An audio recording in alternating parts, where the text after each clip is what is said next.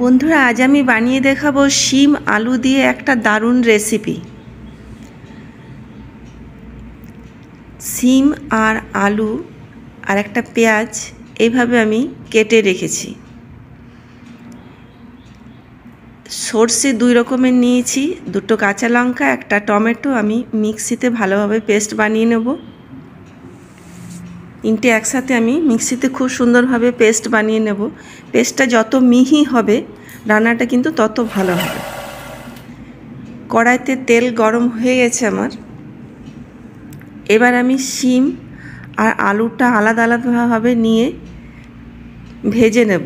খুব লো ফ্লেমে চাপা দিয়ে দিয়ে খুব সুন্দরভাবে ভেজে নিতে হবে। একটু টাইম লাগবে, কেন এইভাবেই শিম আর আলুটা ভাজতে ভাজতে সেদ্ধ হয়ে যাবে।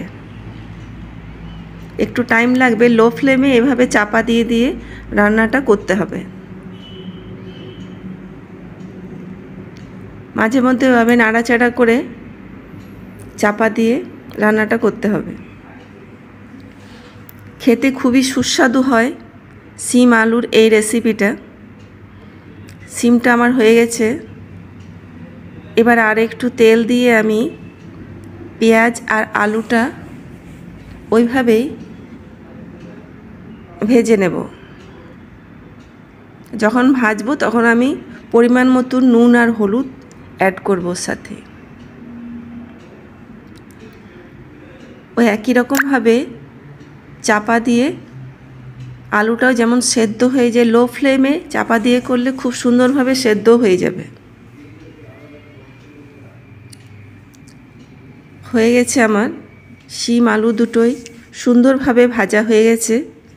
এবার আমি ওই যে সর্ষে, টমেটো আর কাঁচা লঙ্কার পেস্ট রেডি করেছিলাম ওইটা দিলাম কড়াইতে।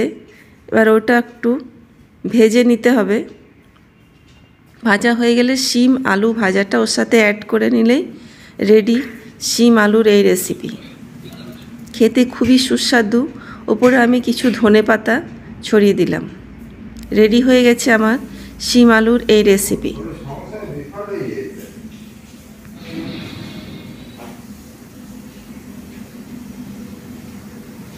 Please subscribe my channel.